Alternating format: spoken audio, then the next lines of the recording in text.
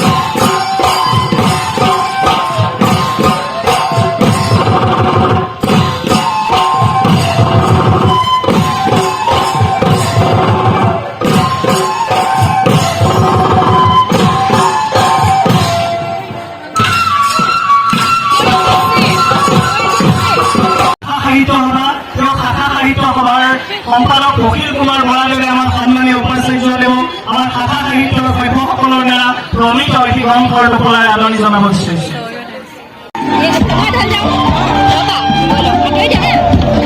আমি আহাৰ গ্ৰহণ কৰিবলৈ গৈ চাব